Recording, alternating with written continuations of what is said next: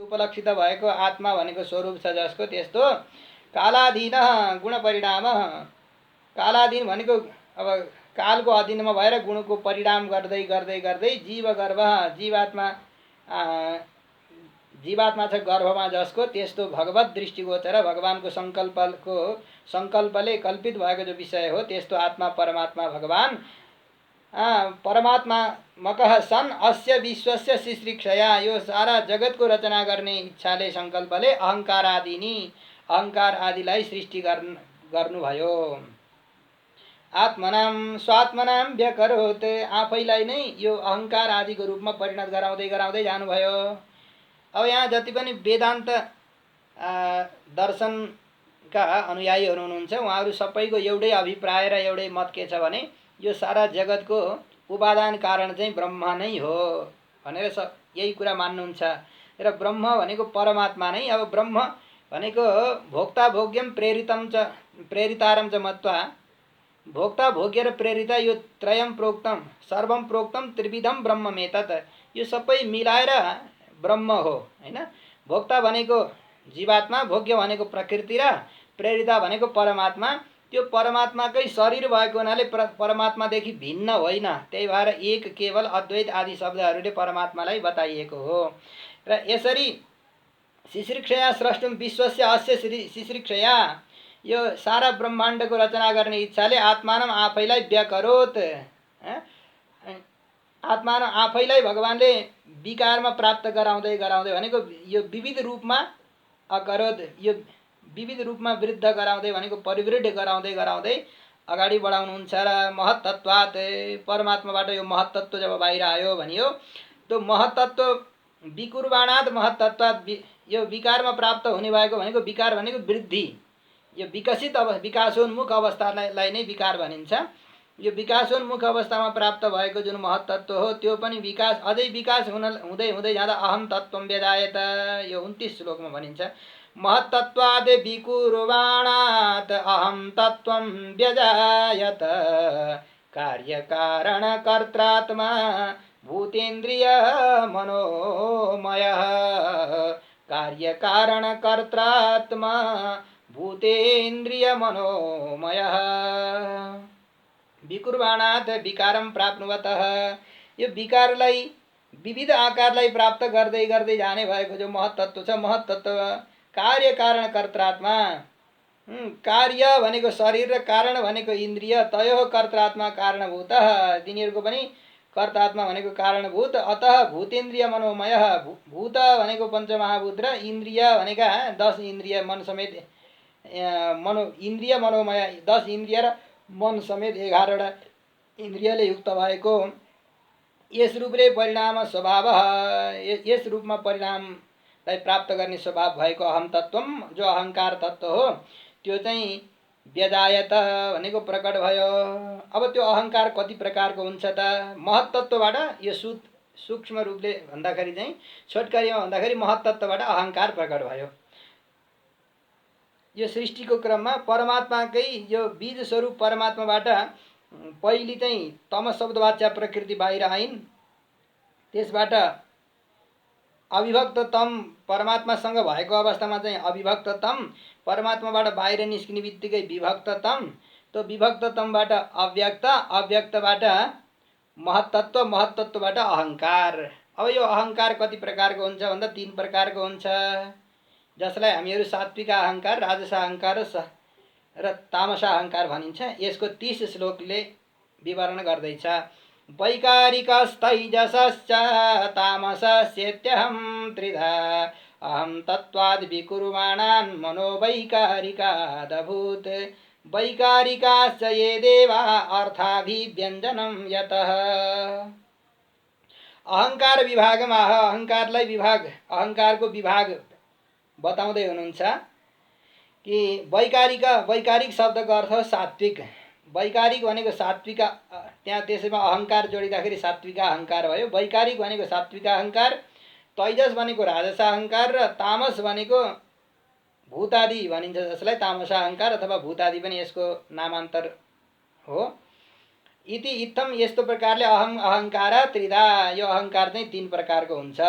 वैकारिक अहङ्कार कार्यम आह। अब वैकारिक अहङ्कारको कार्य के हो त?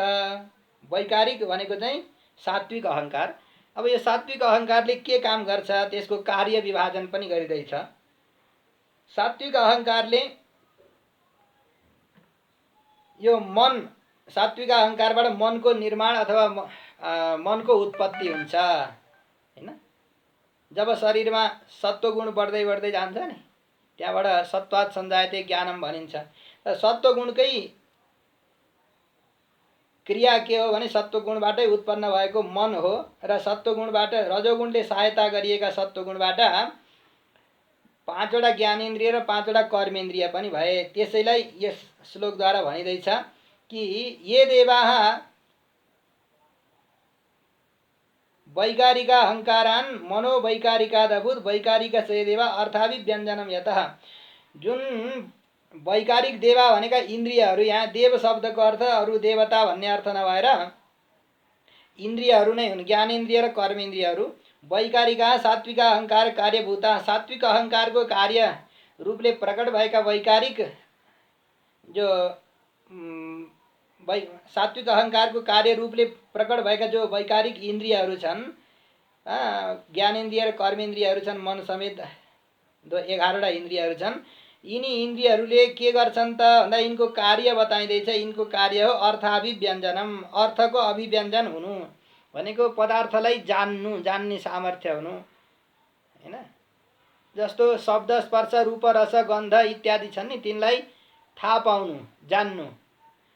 यी इन्द्रिय भनेका जस्तो चक्षु, श्रोत्र, त्वग, दृक्, घ्राण, के अरे चक्षु भइहाल्यो, चक्षु इन्द्रिय भयो, घ्राण इन्द्रिय भयो, अनि रसन इन्द्रिय भयो, अनि श्रोत्र इन्द्रिय भयो, उपस्थ इन्द्रिय भयो, इत्यादि स्पर्श त्वग इन्द्रिय भयो। यसरी जो इन्द्रियहरू छन् यिनी इन्द्रियहरूले जस्तो श्रोत्र इन्द्रियले रूपलाई ग्रहण गर्दछन्, अनि श्रोत्र इन्द्रियले शब्दलाई ग्रहण गर्दछन् भने चक्षु इन्द्रियले रूपलाई ग्रहण गर्दछ, घ्राण इन्द्रियले गन्धलाई ग्रहण गर्छ, रसन इन्द्रिय जो हो त्यसले रसलाई ग्रहण गर्दछ, र त्वग इन्द्रियले स्पर्शलाई ग्रहण गर्छ, तातो चिसो आदिलाई थाहा पाउँछ। यिनको कार्य के हो भन्दाखेरि अर्थको अभिव्यञ्जन गर्नु यिनको कार्य हो। भनेको अर्थलाई थाहा पाउनु, रूप रस आदि उपलब्धि हुनु, रूप रस आदिको स्वाद गन्ध रूप आदिलाई थाहा पाउनु, जान्नु यिनको कार्य हो। अत्र देव शब्देन इन्द्रियाणि एव ग्राह्याणि, यहाँ देव शब्दले इन्द्रियलाई मात्रै भनिएको हो, अरू देवता विशेषलाई भनिएको होइन भनेर जान्नु पर्दछ। तैजसानि इन्द्रियाण्येव ज्ञान कर्म मयानि च तामसो भूत सूक्ष्मादिरे यतः खं लिङ्गमात्मनः। अब तैजस भनेर जुन राजसा अहङ्कार भनिन्छ नि, यो राजसा अहङ्कारको कार्य के हो भनेर यसको कार्य विभाजन गरिँदैछ। तैजसानि इन्द्रियाणि भनेको ज्ञान कर्ममयानि छ। तैजस इन्द्रिय भनेको राजसा अहङ्कार, तैजस तत्त्व भनेको चाहिँ राजसा अहङ्कार हो। राजसा अहङ्कारले ज्ञानेन्द्रिय र कर्मेन्द्रियलाई, सात्विक अहङ्कारले ज्ञानेन्द्रिय र कर्मेन्द्रियलाई उत्पादन गर्दाखेरि यो राजसा अहङ्कारले सहायता गर्दछ। उभयविधानि इन्द्रियाणि तैजसानि भनेको राजसा अहङ्कार सहकृत सात्विक अहङ्कार कार्याणि भनेको सात्विक अहङ्कारले इन्द्रियहरूको उत्पादन गर्न खोज्दाखेरि यो राजसा अहङ्कारले आप्यायन गर्ने काम गर्छ, यसलाई सहायता गर्ने काम गर्दछ। त्यही भएर यसलाई तैजस इन्द्रिय भनिएको हो। तैजसस्य सात्विक अहङ्कार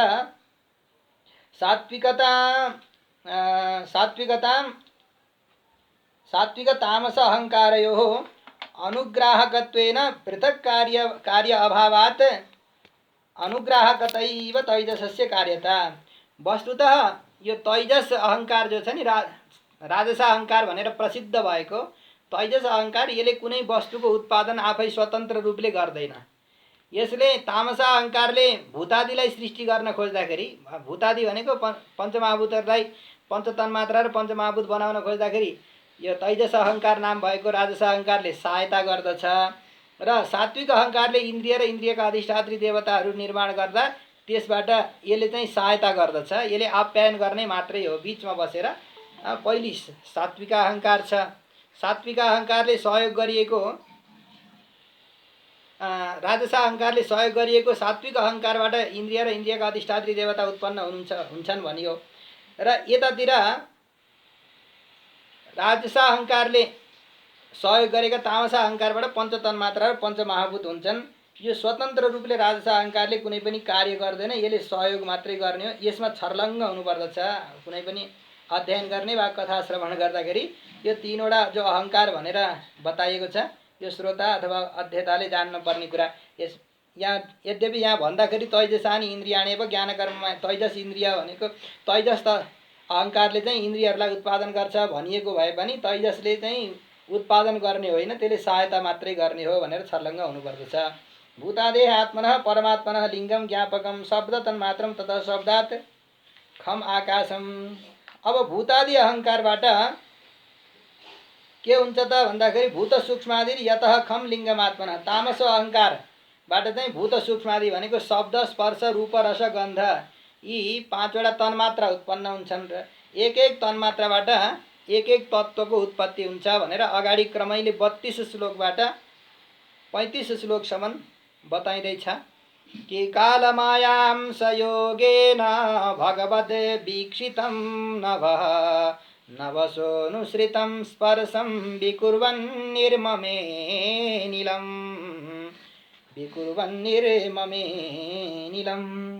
तामसाहङ्कारबाट पहिली शब्द तन्मात्रा उत्पन्न भयो। शब्द तन्मात्राबाट आकाश नाम गरेको भूत उत्पन्न भयो। यसैलाई उपनिषदमा आकाशात् वायुः वायोरग्निः अग्नेरापः अद्भ्य पृथिवी पृथिव्या ओषधयः ओषधिभ्यो अन्नम् अन्नात् पुरुषः भनेर उपनिषदमा तैत्तिरीय उपनिषदमा बताइएको छ भृगुवल्लीमा कि तामसा अहङ्कार राजस अहङ्कारले सहयोग गरेको तामसा अहङ्कारबाट पहिली शब्द तन्मात्रा उत्पन्न भयो। अनि शब्द तन्मात्राबाट आकाश तत्त्व उत्पन्न भयो र आकाश तत्त्वबाट के भयो त भन्दाखेरि कालमायां संयोगेन भगवद् वीक्षितं नभः। काल माया, काल भनेको काल पुरुष भइहाल्यो, काल अनि माया भनेको भगवानको सङ्कल्प अथवा माया भनेको प्रकृति, अनि अंश भनेको जीवात्मा। यिनी जोडिँदै जाँदाखेरि यसबाट के उत्पन्न भयो त भन्दाखेरि काल प्रकृति पुरुष सम्बन्धेन, काल प्रकृति र पुरुषको सम्बन्धले नव भनेको नव भगवद् वीक्षितम नव भगवानको सङ्कल्पपूर्वक भगवानको दृष्टि परेपछि विशेष सङ्कल्प भएपछि जाऊ अगाडि तिमी पनि काम गर्दै जाऊ भनेर अर्को चिज उत्पन्न गराउन प्रभुले सङ्कल्प गरेपछि त्यो सङ्कल्पबाट नवस आकाशबाट स्पर्श तन्मात्रा उत्पन्न भयो। अनुसृतम उत्पन्नम, स्पर्श तन्मात्रा उत्पन्न भयो। अब स्पर्श तन्मात्रा पनि विकारमा प्राप्त हुँदै हुँदै गएपछि स्पर्श तन्मात्राले वायु नाम गरेको तत्त्वलाई उत्पन्न गर्छ। अनिलोपी विकुर्वाणो नभसो रुगुण बलान्वितः ससरज रूप तन्मात्रम ज्योतिर्लोकस्य लोचनम। अब वायु अनिलोपी भनेको वायु तत्त्वले पनि विकुर्वाण विकारमा प्राप्त हुँदै हुँदै नभसोरु बलान्वित नभस आकाशको बललाई प्राप्त गरेको वायुले उरुबलान्वित अब धेरै बल शब्दको बललाई प्राप्त गरेको जो वायु हो त्यो वायुले रूप तन्मात्रालाई जन्म दियो हैन। वायुबाट रूप तन्मात्रा उत्पन्न भयो। ज्योतिर्लोकस्य लोचनम, त्यस रूप तन्मात्राबाट के उत्पन्न भयो त भन्दाखेरि रूप तन्मात्राबाट ज्योति भनेको तेज तत्त्व उत्पन्न भयो हैन।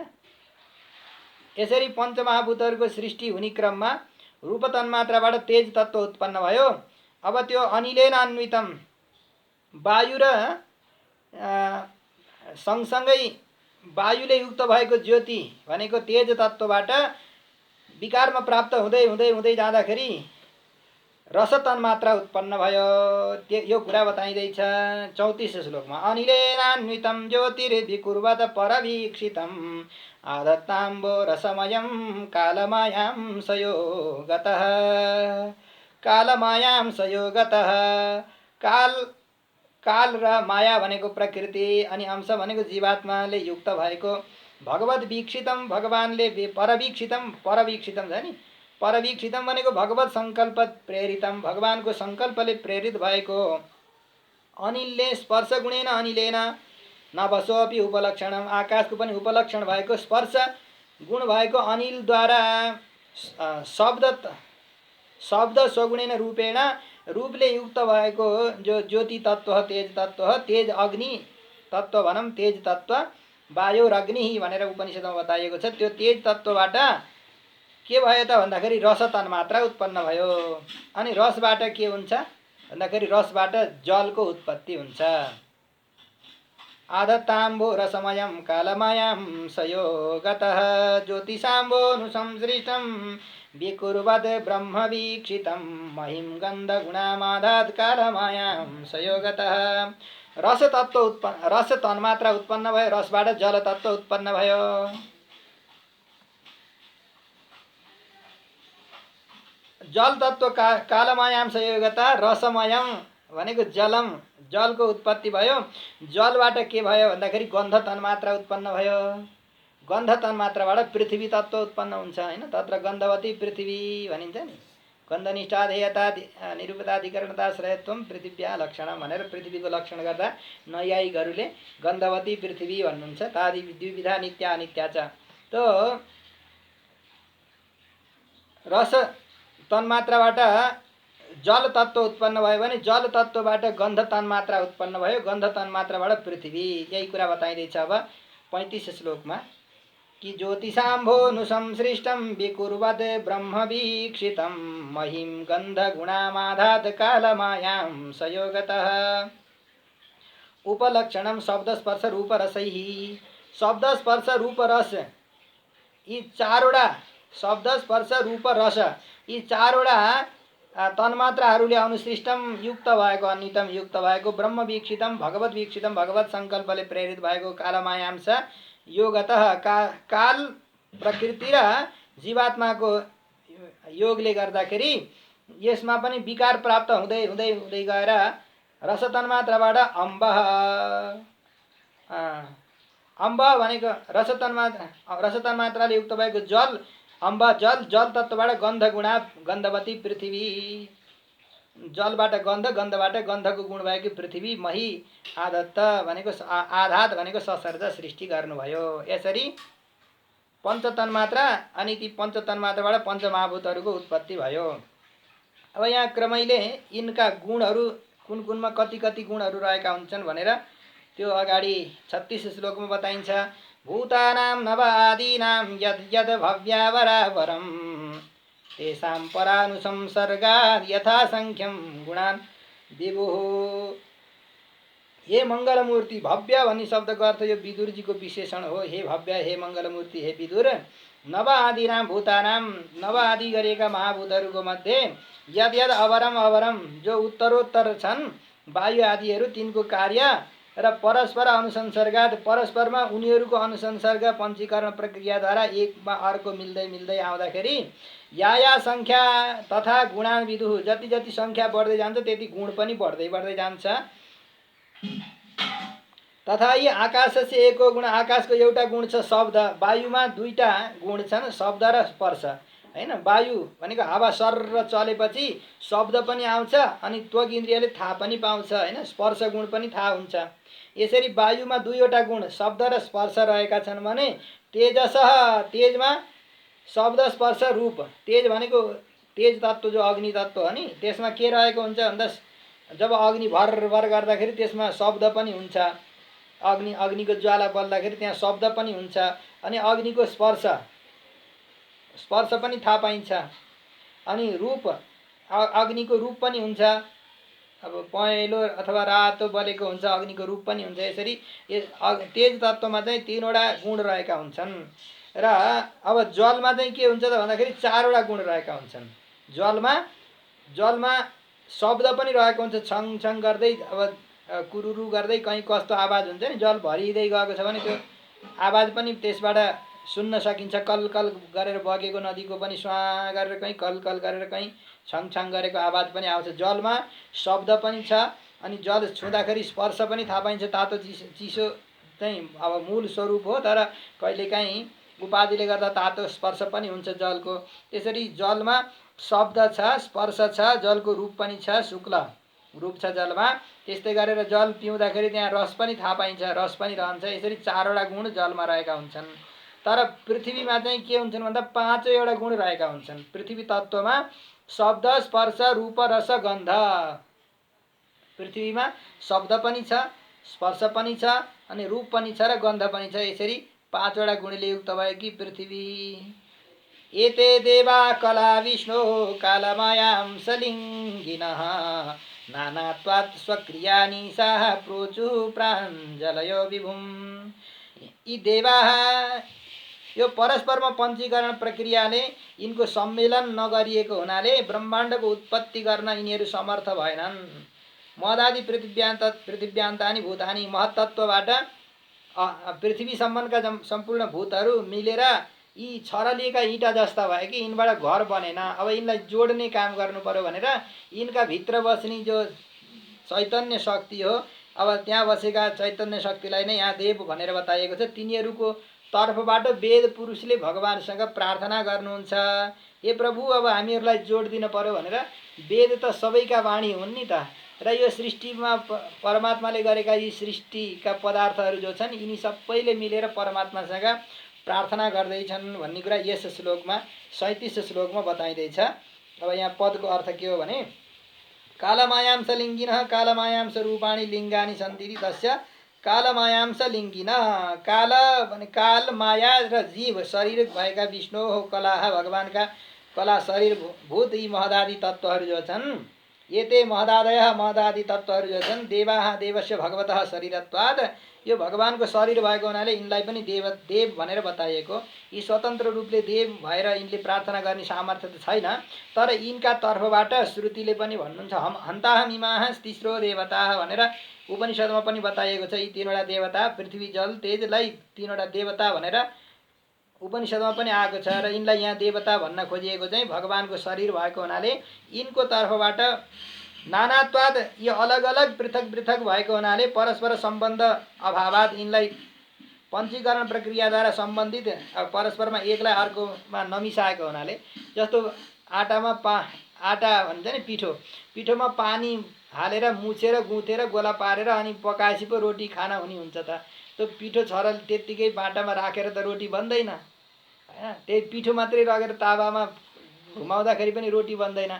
जसरी त्यो पिठोलाई मजाले एकदम गुथ्नुपर्छ, अनि त्यसलाई गोला बनाउनुपर्छ, बेल्नुपर्छ, पेल्नुपर्छ, अनि सेकाउनुपर्छ, फर्काइ पकाउनुपर्छ र बल्ल रोटी बन्छ। त्यो आफै तावाले बेल्नाले अब चौकाले अनि त्यो बाटाले आटाले मात्रै पिठो हुँदैन, त्यहाँ गर्नुपर्छ, काम गरिनुपर्छ।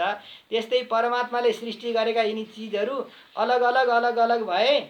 अब यी 24 तत्त्वहरू हुन त भए, तर यिनी जोडिएर काम गर्न नसकेको हुनाले स्वक्रिया अनिशाः, स्वक्रियायाम ब्रह्माण्ड रचनायाम अनिशा असमर्थाः, ब्रह्माण्ड रचना गर्न असमर्थ भएको हुनाले सामर्थ्य लब्धये, सामर्थ्य प्राप्तिको लागि प्राञ्जलय बद्धाञ्जलय हात जोडेर विभुम परमात्मानं प्रोचु अस्तुभन्, हात जोडेर भगवानलाई प्रार्थना गर्न लागेनु भयो। देवाउचुः। अब हामी 38 श्लोकमा पुगेका छौँ। पुस्तक हेरिरहनु भएको छ भने हजुरहरूले सँगसँगै उच्चारण गर्न सक्नुहुन्छ। नमामते देवपदारविन्दं प्रपन्नतापोपशमातपत्रं यन्मूलकेतायतयोञ्जसोरु संसार दुःखं बहिरुत्क्षिपन्ति। अहिलेसम्मको प्रसङ्ग चाहिँ अब यो तत्त्वको उत्पत्तिको क्रममा भएको हुनाले धेरैजनालाई बुझ्न गाह्रो भयो होला जस्तो लाग्छ हैन। त्यसलाई घरिघरि यो बुझ्नै पर्ने कुरा हो, तर घरिघरि सुन्दै गएपछि बुझिन्छ पनि। अब यताबाट यहाँ स्तुति गर्न लागेको कुरा चाहिँ सबैले बुझिन्छ, अलि सरस पनि हुन्छ सुन्दाखेरि। अघिको निरस जस्तो भए पनि त्यो तत्त्वको कुरा हो, सरस निरस जस्तो भयो नि त्यो बुझ्न पर्छ। अब यो चाहिँ सुन्दाखेरि अब यो स्तुति गरेको प्रकरण चाहिँ अत्यन्त आनन्द भक्तिवर्धक हुन्छ। यसलाई अनुभव गरौँ कि यी सबै इन्द्रियका अधिष्ठात्री देवताहरूको तर्फबाट वेद पुरुषले नै भगवानसँग प्रार्थना गर्दै हुनुहुन्छ। प्रथमम देवाः उपास्यत्व मोक्षप्रदत्व गुणविशिष्टं विभुं प्रणमन्ति नमाम इति। अब इन्द्रियका अधिष्ठात्री देवताको तर्फबाट वेद पुरुषहरूले मोक्ष प्रदान गर्ने भएका परमात्मालाई विभिन्न गुणले युक्त भएका मोक्ष प्रदत्त गुणले विशिष्ट भएका परमात्मालाई प्रणाम गर्दै गर्दै स्तुति गर्नुहुन्छ। हे देवा भनेर सम्बोधन छ यहाँ। नमामते देव देव भनिन्छ। देव भनेको हे प्रभो प्रपन्नतापोपशमतपत्रम् प्रपन्नानां शरणागतानां ये तापाः आध्यात्मिकाधिदैविकादि भौतिका तेषाम उपशमाय आतपत्रम प्रपन्न तापोपशमातपत्रम। प्रपन्न भनेका शरणागत आफ्नो शरणमा आएका भक्तहरूको तापलाई उपशमन गर्ने आतपत्रम भनेको छत्र भएका। शरणागतको सन्ताप पाप ताप सन्ताप तीन प्रकारको आध्यात्मिक आदि दैविक आदि भौतिक तीन प्रकारको पाप ताप सन्तापलाई उपशमन गर्ने भएको जो छत्र रूप भनेको शरणागत परित्राण सप्ततन्त्र दीक्षा दीक्षित हे प्रभो ते भनेको हजुरको तब हजुरको पदारविन्दम चरण कमललाई नमाम हामीहरूले नमस्कार गर्दछौँ। हजुरका चरणारविन्दमा हामीहरू नमस्कार गर्दछौँ। अनेन तापत्रय त्रयातुरोपास्यत्व मुक्तम। तापत्रयमा आतुर भएका व्यक्तिहरूले तापत्रयले आतुर भएका व्यक्तिहरूले उपास्य हुनुहुन्छ परमात्मा भन्ने कुरो चाहिँ यहाँ प्रश्न पारियो। यन्मूलकेताः अगाडि अझै भन्दै हुनुहुन्छ यन्मूलकेता यद पादारविन्दमेव मूलकेतः मुख्य आश्रयो येषान्ते यतयः। जसको चरणारविन्दलाई मूल मुख्य आश्रय मानेर रहने भएका यतिहरूले यति भनेको मनोनिग्रहे यतमाना मनलाई निग्रह गर्नलाई प्रयत्न गर्दै गरेका यो संसारको दशाबाट पार पाउनको लागि मनलाई जित्नु पर्दछ। सबैभन्दा ठुलो मनोविजय हैन सबैभन्दा ठुलो पुरुषार्थ भनेको मनोविजय हो। मनलाई जित्नको लागि यत्न गर्दै गरेका यतयः मनोनिग्रह यतमाना यतिहरूले अन्धसा सजिलैसँग आशु सुखेनैव उरु महदपि संसारः संसार दुःखम बहि दूरादेव उत्क्षिपन्ति। यन्मूलकेता जसको चरणको आश्रयलाई प्राप्त गरेका यतिहरूले सजिलैसँग यो संसारको दुःखलाई उखालेर फ्याँक्न सक्नुहुन्छ। त्यस्ता प्रपन्न ताप समन गर्ने भएका प्रभु हजुरका चरणारविन्दको हामी शरणागति गर्दछौँ। हामीहरू भक्ति गर्दछौँ प्रेमले साष्टाङ्ग प्रणति गर्दछौँ। नमः उच्चारण पूर्वक अभिवादन अर्पण गर्दछौँ। अब अगाडि 39 नम्बरको श्लोक सबैजनाले भनौँ कि धातरे यदस्मिन् भवैष जीवास्ताप धातरे यदस्मिन् भवैष जीवाः तापत्रयेणोपहता न शर्म आत्मन् लभन्ते भगवंस्तवाङ्घ्रिच्छायां सविद्यामत आश्रयेम छायां सविद्यामत आश्रयेम। हे भगवान हे धातः हे प्रभो आत्मन हे परमात्मन। आत्मा शब्दको अर्थ यहाँ निरुपाधिक आत्मा पदको अर्थ परमात्मा भन्ने हो। आत्मन हे परमात्मन हे सबैका आधार भएका प्रभो यत यस्मात् जसबाट अस्मिन् भवे यो संसारमा तापत्रयेण उपहता तापत्रयले उपहत पीडित भएका जीवहरूले शर्म सुखलाई नलभन्ते प्राप्त गर्न सक्दैनन्।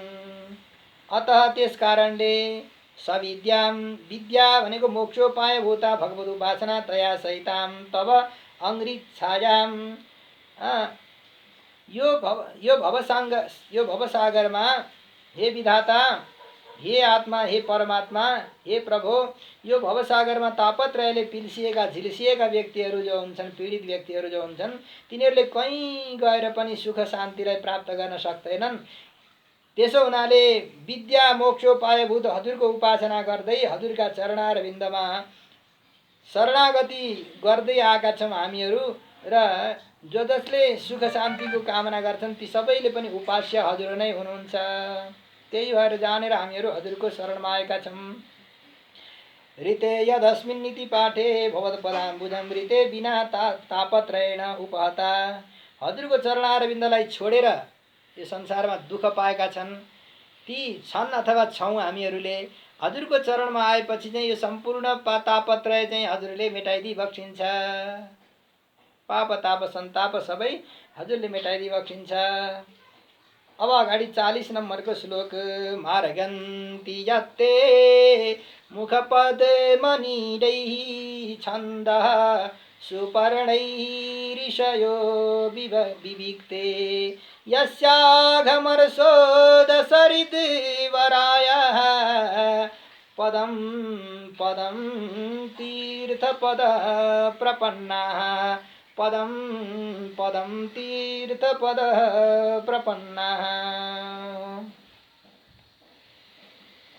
तत्त्वको खोजी गर्ने भएका जो महान उपासक ऋषिहरू हुनुहुन्छ नि, विविक्ते भनेको एकान्तमा, विशुद्ध एकान्ते विविक्ते, विशुद्ध एकान्त जहाँ कुनै प्रकारको पनि हल्ला छैन, शान्त वातावरण छ, त्यस्तो एकान्तमा स्थिताः निवास गर्ने भएका ऋषयः भगवद उपासकाः, भगवानको उपासना गर्ने भएका मुनयः मुनिहरूले तब मुख पद्मनिरैः हजुरको मुख कमल नै छ। निर भनेको वासस्थान जसको, कसको भन्दा वेदहरूको, वेद कहाँबाट उत्पन्न भएका हुन् भन्दा भगवानको मुखबाट। एतस्य निश्वसितम ऋग्वेदम ऋग्वेदो यजुर्वेदो सामवेदो अथर्वण। ऋग्वेद यजुर्वेद सामवेद र अथर्ववेद चारै वेदहरू जसको मुखबाट प्रकट भएका हुन्।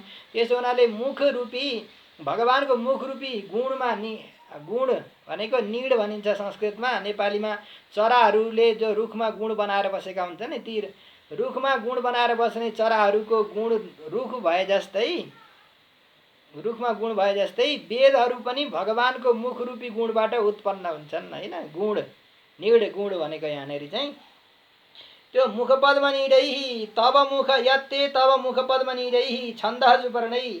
त्यो नीडमा गुणमा के बस्छन् भन्दाखेरि छन्द वेद रूपी सुपर्णैः, सुपर्ण पक्षीहरू बसेका हुन्छन्। अब ती पक्षी वेद रूपी पक्षीहरू चर्नको लागि भनेर चारो खोज्न जान्छन् कि फेरि हैन। जसरी गुणमा बसेका चराहरू चारो खोज्न अब कहाँ कहाँ पुगेका हुन्छन् नि, जहाँ जहाँ चारो भेटिन्छ त्यहाँ, त्यस्तै वेदले पनि चारो खोज्दै खोज्दै ऋषिहरूको मुखमा हृदयमा आउनुहुन्छ र मुखमा आउनुहुन्छ, त्यहाँबाट प्रकट हुनुहुन्छ। अब ती चरा चारो खोज्न आएका चरालाई अब ऋषिहरूले लखेड्दै लखेड्दै जानुहुन्छ। यी चराको गुण कहाँ रहेछ भनेर पत्ता लगाउनको लागि ती चरालाई उडाउँदै उडाउँदै लखेड्दै लखेड्दै जाँदाखेरि अन्तिममा जहाँ गुण छ त्यहाँ पुगेपछि चाहिँ चरो मर्ला तर छोड्दैन अरे कि। एउटा रुखमा बसेको छ, त्यहाँबाट उडाइदियो, अर्का हाँगा गएर बस्छ, अर्का हाँगा गएर बस्छ, त्यहाँबाट पनि उडायो, उडाउँदै उडाउँदै गएपछि अन्तिममा चाहिँ कहाँ पुग्छ भन्दा आफ्नो जहाँ गुण छ, बचेराहरू छन्, जहाँ आफ्नो उद्गम स्थान हो त्यहाँ पुगेपछि चाहिँ प्राण गए पनि त्यो चरोले छोड्दैन।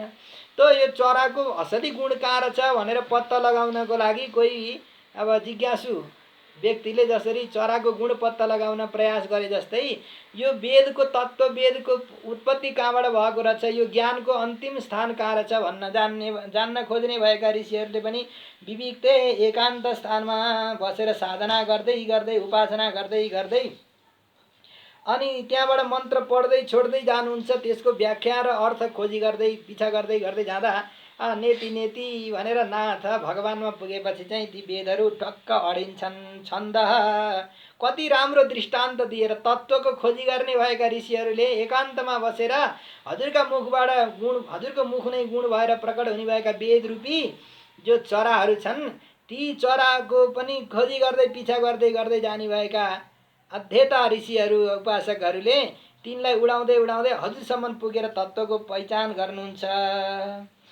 सुपर्णैः वेद पक्षिभिः वेदोक्त कर्म ज्ञानोपासनया उपासना योगैरिति यावत् यस्य शास्त्र प्रसिद्धस्य तब यत् पदम मार्गन्ति।